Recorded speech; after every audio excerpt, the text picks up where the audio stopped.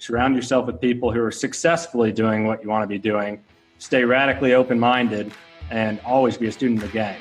Welcome to the Apartment Investing Journey, where we explore every facet of multifamily investing and development with top investors, brokers, and service providers who share their strategies, successes, and secrets to help you on your apartment investing journey.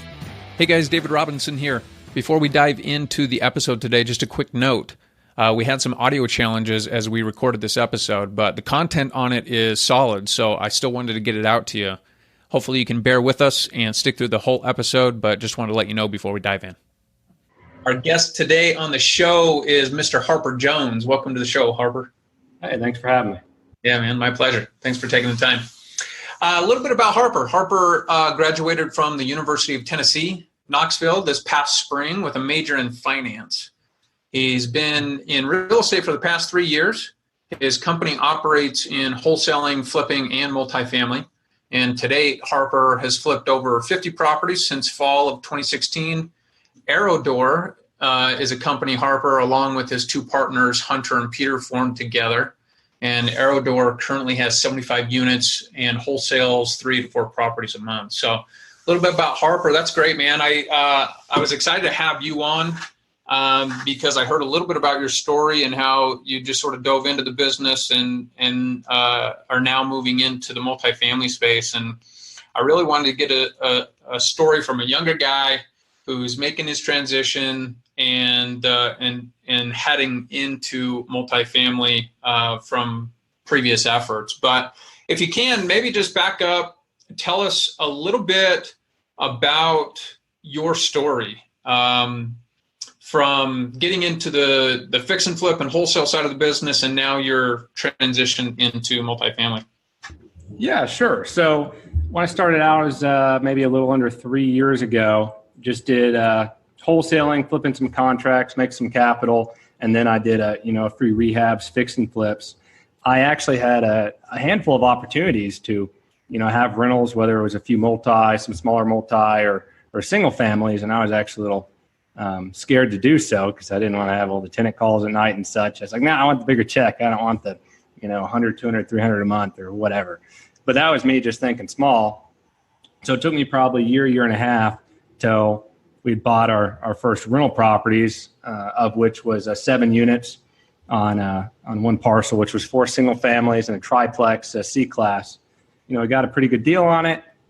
We had a passive investor, so more of a joint venture. And then me and, at the time, partner Peter, and he's one of the partners with us now. We had done it. We were kind of the active members, and we had passive investors come in and fund everything, down payment, closing costs, reserve. That deal's doing really well. And following that, the next month, we got a 6 unit, and that was that turned out to be a really good deal. We still have that. That's a 6-plex here in Knoxville, Tennessee. And all the while, we're still doing wholesaling. That's where Peter and I are kind of getting our capital that we're reinvesting and living off of. And then we're starting to acquire the rentals because we see, that's a good way to build the long-term wealth. And then fast forward, brother quit, his job in Atlanta, came up and joined us. We formed ArrowDoor, and then we bought a 35 unit and did a joint venture / syndication. And we bought that for $2 million, and that deal's gone really well. That was November of last year, so fall of 18. And here we are now. I guess it's July 2nd, still wholesaling quite a bit. We took down a $1 million package from a guy who owned a title company around here. He had some apartments, some other projects, and he was selling off some things. And Gino and Jake bought, 145 doors for him, but he still had a few stragglers, 16 unit, 6 unit, a few other things that we bought. So we rounded up some private money, about $1 million, bought that, and we're finishing up selling off the last 2 or 3 projects there. So we actually bought some single families in there, duplexes, sold those off, wholesaled those off. And our objective was to wholesale the whole package and maybe keep some. Now just all of them. So we actually flipped like a 6 unit, a 16 unit. And so that was pretty interesting. So we're just going to take that capital and reinvest it into some other projects. We have a few on the horizon.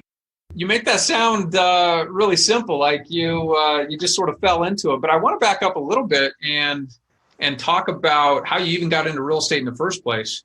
You were going to school at the University of Tennessee, Knoxville. Like, talk to us about, why you even chose to get into the real estate business. You have a degree in financing. Why not go a different route? Yeah, sure. So actually at the time that I got into real estate, I was at a local community college I did for 2 years and then went to UT for 2 years. And this ties into the story because out of high school, I was so excited to get out of the house, go to UT with all my friends, following them. And I kind of got split off from that like a few months coming into graduating high school. I wasn't able to do that for some other reasons that went on. I'm not going to get into, but anyways, I got sent to community college, which, is great and didn't cost much money or whatnot, but it wasn't what I necessarily wanted to do. And so that's what kind of triggered me to say, well, I don't want, to be controlled by outside forces. I want to be able to control my own life and own destiny. So I started looking at different categories to get into, whether that was insurance or sales or real estate. Real estate seemed like the right place to go into. So then I tried to find some local people doing it and then just build relationships. And so what I would do, I started out, wholesaling with a partner. And as I was getting started, that first 6 or 12 months, I'd just be splitting profits and learning from other people. So I would put, a lot of effort into things, as would they, but, I'd happily, split profits with them so I could just be around these people that are doing real estate and just try to add as much value to them so that I could keep learning more. And then it just compounded, day by day over time. So you got started with a partner that you could split profits with so that you could learn the business. And how long had you been wholesaling before you purchased that first seven unit that you mentioned? Yeah, so started wholesaling fall of 2016, sophomore in college. And then we bought our first one, I think it was April 17th of 2018. So it was about a year and a half approximately. Okay, great. And did that sort of open your eyes to the apartment investing, or is that something that you already had your mind on or eyes on the whole time? When was it that it triggered for you? You know what? Why don't we try to think bigger, go bigger, and take down some of these larger apartment buildings? I would say once I opened up my mind a little bit, over a year, there were just different opportunities I kept pushing off and I wasn't as open to.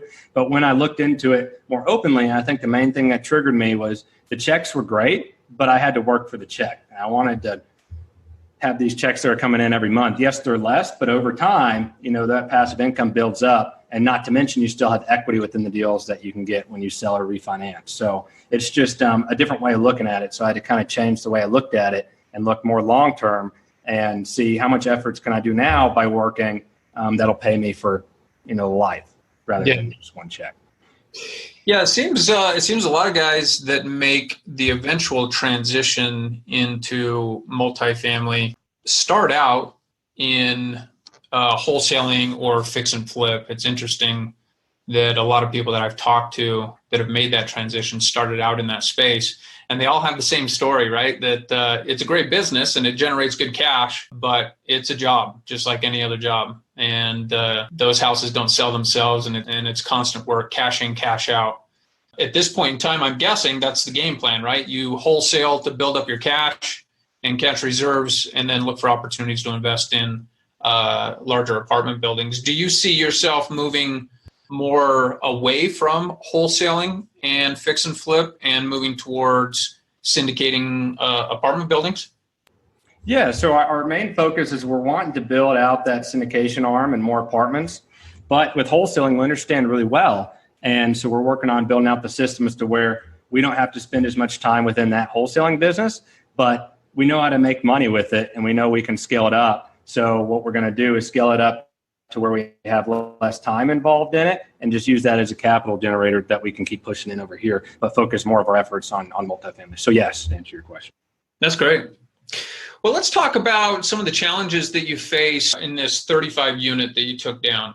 If you don't mind, I'd like to dive into that a little bit. You mentioned it earlier, the 35 unit, $2 million purchase price. Looks like you raised $700,000. Let's talk about some of the details. If you can, back up and walk us through that. Like, how did you find the deal? And talk to us about the front end of it and getting it under contract and ultimately acquiring it, and then maybe raising the capital and the business plan after that.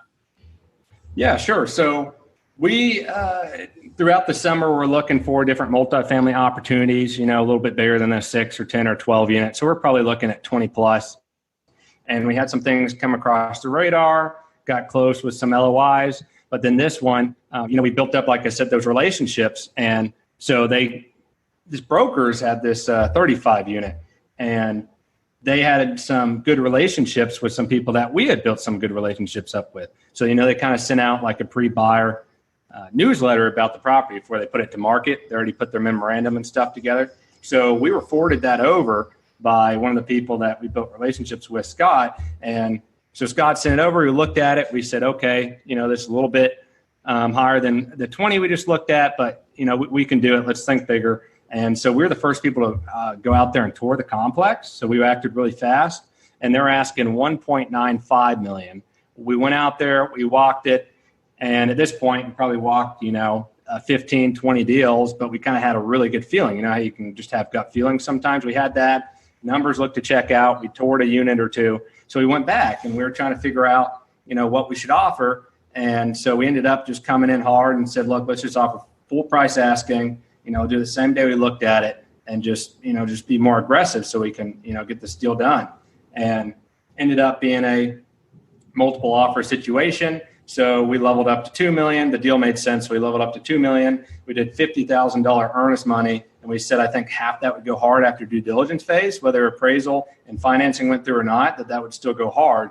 And part of that, I think, is since we hadn't worked with these brokers, and so we're new to the slightly bigger multifamily at the time, you had a 22-year-old, a 24-year-old, and a 21-year-old come in here putting down a $2 million offer, and they never worked with you before. And even if people are like, refer you and say, hey, they can close, it's still something like you haven't been known as a closer in their eyes yet. So we had to, really level up and work quicker and more earnest money and such. So yeah. That's the first phase right there. Let me talk to you about the broker relationships. You mentioned that you had been doing some of your own researching, looking for opportunities. And how long had you gone where you were actively looking for opportunities in your area before this deal came across your table, before the broker brought this one to you? Yeah, so after May, I think, we did the 7-unit in April that year, and then we did a 6-unit in May, and then we had the gap from May to November 15th of closing. So we're looking throughout the whole process, but I think once we did the 6-unit, we had a decent amount of deferred maintenance. And then we, fully remodeled 2 units and all the windows and stuff. So we're a little bit newer to the game at this time in the rental scene. So we wanted to give it, a month and a half as we're really actively learning all the intricate details of this. But we're still, actively looking as well for deals because, it takes a couple months to typically get these things closed. So I think after the 6 and we did that, we're like, no, let's do one bigger. Like it's the same thing, just more numbers. So I would say we didn't look super hard probably in the next month and a half, but after that, we kind of were going full force. So you're probably looking at, 3, 4, 5 months that we're pushing, looking, calling, networking, walking properties. And during this time, did you submit any other LOIs on any other properties until this one came across your table? Typically, we won't submit an LOI unless like a lot of things, hit our checklist and we get a good feeling, the prices are close, So we walked probably, 15 or 20, probably submitted maybe 3 to 5 LOIs. Okay, great. Yeah, I think a lot of guys that are looking into getting into the business and are starting to educate themselves like to hear sort of that, those ratios of how many deals are you having to look at and underwrite initially to how many deals are you actually walking to how many deals are you submitting LOIs on to when you actually close a deal. And so it's good to know those numbers. So I was curious about the broker relationship. Obviously, that was critical, right? Because you wouldn't have had that opportunity had you not built those relationships. How important have the broker relationships been for you so far? Oh, they've been very important because they've been, having these relationships with these sellers and property owners for years and years and years. And that's what they do all day long. So to be able to utilize that asset is incredible because we can call and we can do direct to seller, but even if we are doing direct to seller, them being a middleman can really help processes and transactions go very smooth. So that's a great part of it. And then 2, typically have pretty good deal flow because their full-time job is looking at these deals and bringing them to investors. So if we can, build a good relationship with some brokers, then they're going to, send it to us first or within, the first 3, 5, 10 people. So we have a better shot at it. All the while we can be looking over here, or we can be, generating some more capital and networking with investors to prepare for the next one while they're kind of bringing us our deals, and then we can underwrite them as they come. I was curious, in hindsight, do you have any regret of taking down the 6 unit? If you knew what you know now, would you have held on to your capital that you put in and the resources that you put into the 6 unit and looked bigger from the very beginning? Yeah, so I would say we probably would have. I think earlier that spring or the fall, I think earlier that spring we had an ability to chance to take down 98 units over 4 complexes in like maybe a 3 to 5 mile radius, and actually was working at doing that, but I didn't prepare enough for it at the time. So I was going for it, but unfortunately there were certain things I didn't have in place to be able to do it. And I think it really came back to me not having the right mentors and a big multifamily space. Because if I did have the people around me that I do now, I would have for sure been able to, take that project down and be able to call people that could help me with it, at that current time. So that was a good deal as well. So it's unfortunate, but I learned a lot from it. But no, I don't think that the 6 unit, we wouldn't have done it. I think we would have been looking bigger. But with the 6 unit, it came onto our plate through our wholesale marketing, but it just looked like something we keep, and we got a really good deal. In fact, we bought it for $285,000, and 8 months later, we refinanced it and it appraised at $415,000. So we pulled back we put in about $90K of capital for reserves, down payment, and closing costs, and we returned basically all that in 8 months. So we do have that money that we are going to reinvest. Well, and that got you into the game, right? Got you started, got you thinking. I'm sure it gave you some experience as well, give you a little bit more confidence going into the 35 unit. Yeah, that's exactly right. Gave us more confidence, more experience, but we could have also gotten that being surrounded with people that are bigger in the multifamily scene. So like if you can find yourself good mentors or pay for good mentorship, you can see that I really advocate for mentorship. That, we could have been 6 or 12 or 18 or 24 months down the road in our confidence and experience to where we're like, yeah, we can do 100 unit or 150 unit or such. So yeah, that makes sense.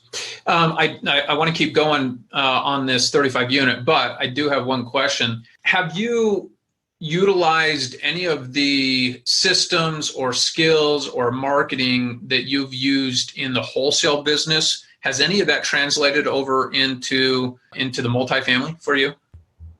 Yeah, I would say we've done a lot of direct mail and cold calling. So we've used a lot of direct mail letters and cold calling for apartment owners. So we'll take the typical wholesale process of get yourself a list, and then we'll just skip trace and cold call them, or we'll just write them handwritten letters to apartment owners, consistently. So that's something a lot of people in wholesaling do. There's different ways to market, but we've also transitioned that into multifamily to get a hold of some of the owners. We'll white page them, call them, stuff like that. So yeah.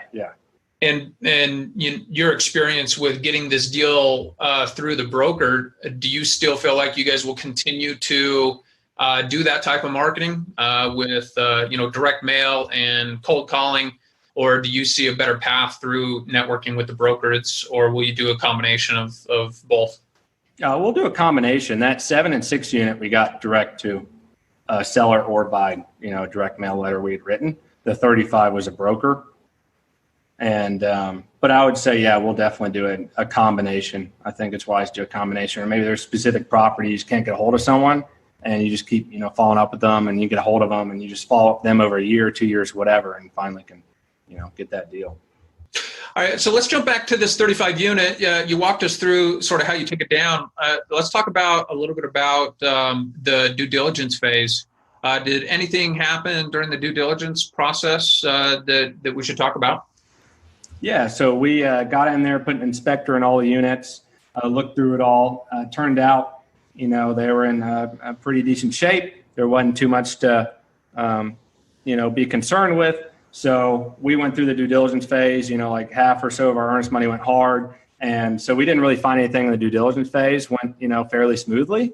But we did end up going for a roofing credit towards the end. We didn't realize how bad the roofs were. It was commercial roofs, TPO. So these flat, rubber roofs, and those were much more dated than we thought they were when we actually did core tests with the roofer, went out there with 2 or 3 roofers. And so that really changed our numbers a lot, because not that we were paying a premium for the property, but we're paying a fair price.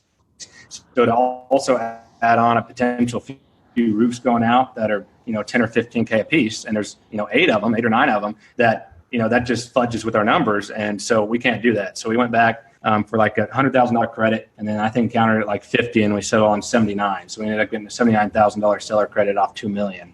And so I guess we bought it for 1.921 technically, but we just put that in a reserve account. Gotcha. And then, so the purchase price, we'll round it up to $2 million. You raised $700,000.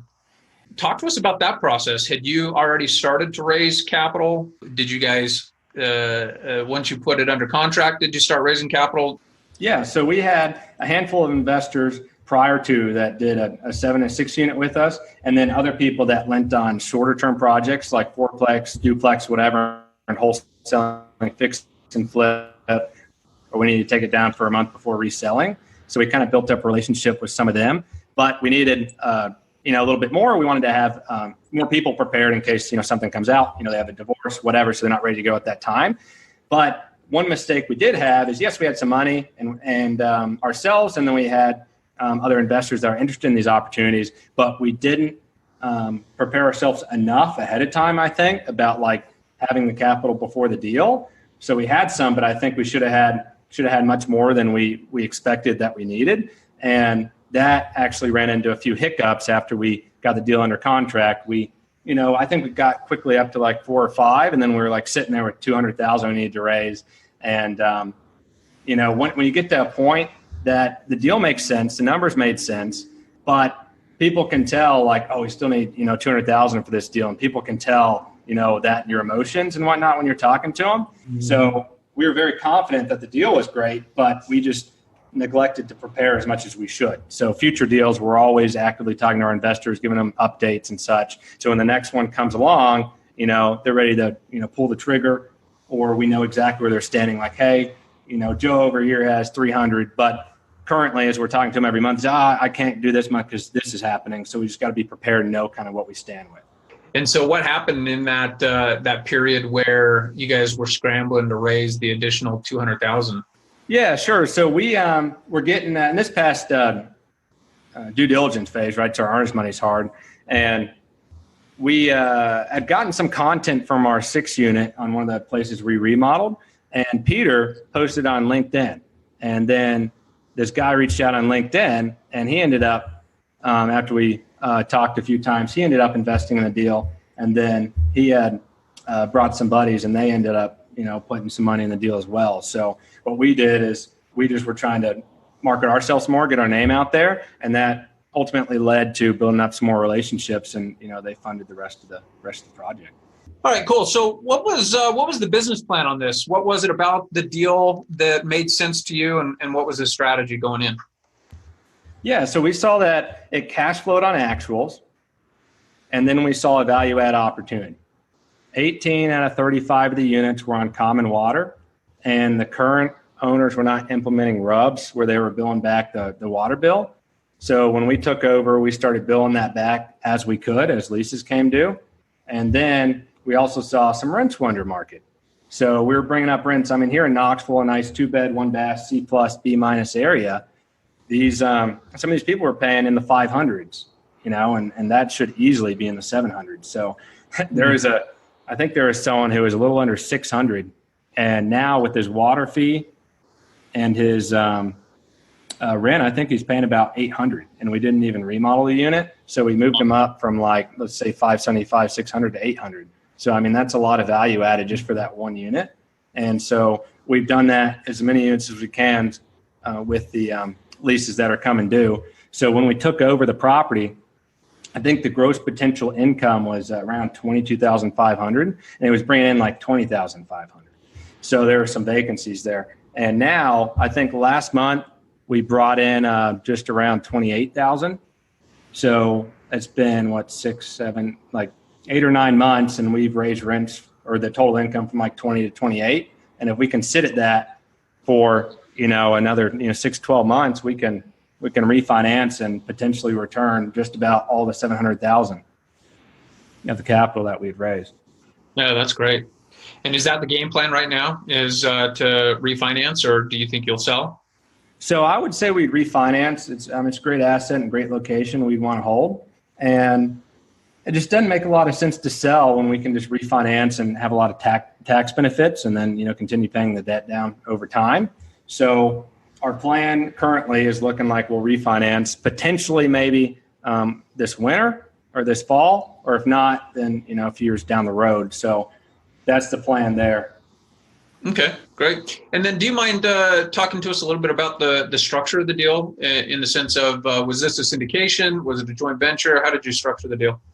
Yeah, sure. I'd kind of say it's a mix between a joint venture and syndication. So we, of course, had attorneys involved, and we would say it's a syndication, but since we only had a handful of partners and we weren't raising from like 15 or 20 people, we kind of call it more of like a joint venture. But we had 3 managing partners, which was us, me, Peter, and Hunter. We had maybe a 5 to 7 passive investors, and they were given, what we're shooting for is north of like a 15% IRR or average annual return. And the way we broke it down, you can break it down different ways, but we broke it down with the preferred return for the people that put money in. So they were paid out first before other distributions came, 6%. So they were paying 6% for the year, divided up, we pay monthly. So say an investor put in $100,000. They would get 6% for the year, so $6,000 or $500 a month. And then say we ended up getting 10% cash on cash for the year. Then they would get 8%, and then us as the sponsors and managing members would get the other 2%. We'd split 50-50 after the 6%. So then they would have 8% for the year, and we'd pay out the bonuses quarterly. Yeah, so and then on the back end, if we are to refinance, we would still pay the preferred return and same thing if we hadn't returned all the capital. But if we return all the capital, the deal splits to 50-50 between the investors and us as managing partners. And if we sell, then it would be, we do a catch up to where they get 12% average annual return a year.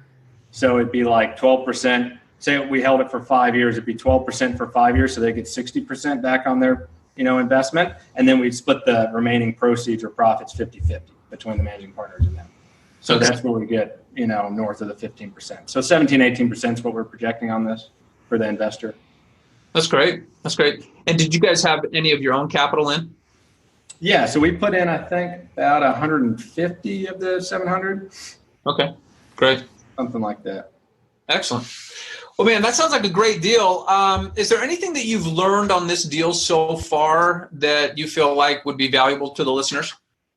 Yeah, there's a few things. One, make sure you're actively raising capital prior to the deals, and 2, make sure you have your banking relationships prior to the deals as well, and make sure you're always communicating with them. And then when you get a deal, make sure you're trying to keep as many of those bankers in the mix as you can, because sometimes things come up or you want to see your different options with the banks that you're working with.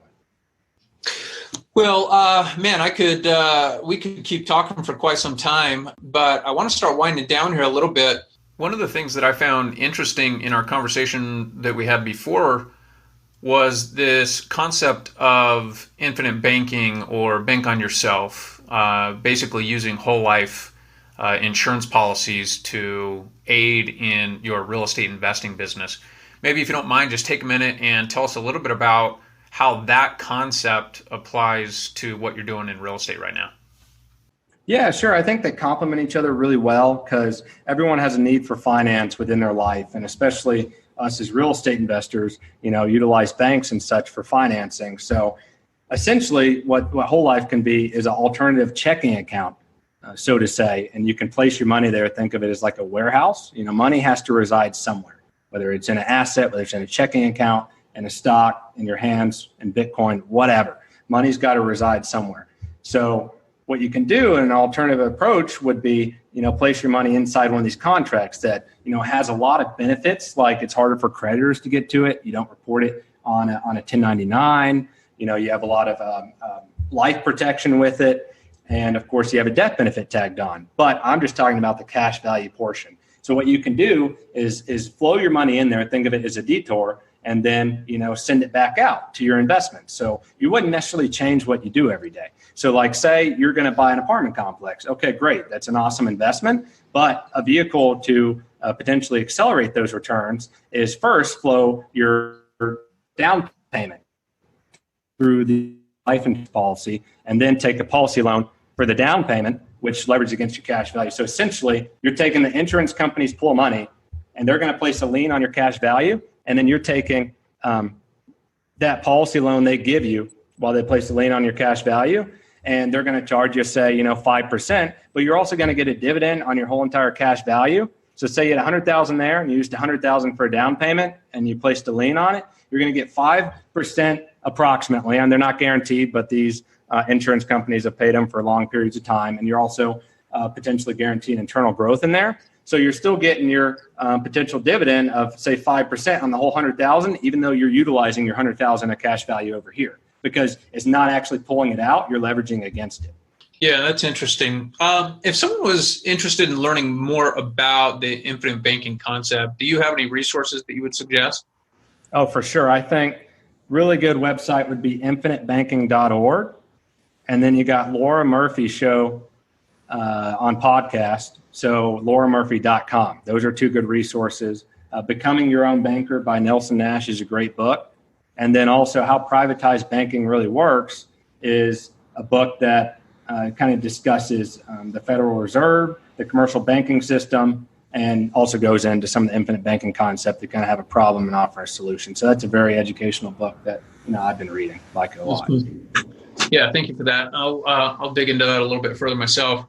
Well, look, Harper, we've covered a lot of ground here. I've got 3 sort of rapid fire questions for you that I want to get your just knee-jerk gut reaction to. You ready? Yeah, I'm good. Great. What's the biggest mistake you've made on your apartment investing journey so far?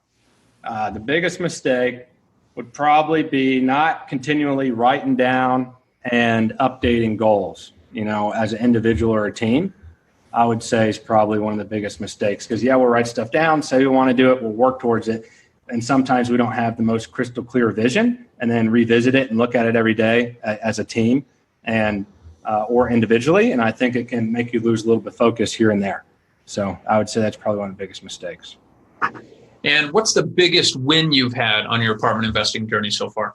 Yeah, there's been a few. I would say that one on the 6 unit where, I guess approximately 8 months after purchase, we, refinance basically all the capital to the investors in the deal. Yeah, that's great. And then what's your best advice for someone who's just starting their apartment investing journey or looking to take down their first deal? First off, before you start investing in real estate, invest in yourself. Surround yourself with people who are successfully doing what you want to be doing. Stay radically open-minded and always be a student of the game. That's great.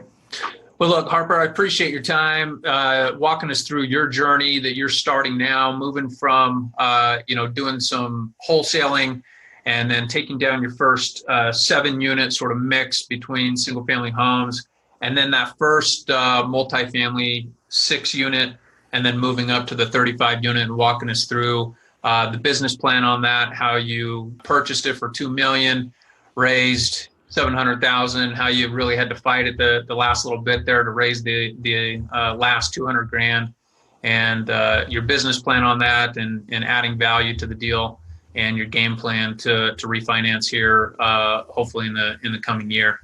How can listeners connect with you if they want to reach out to you and just learn a little bit more about what's going on in your world?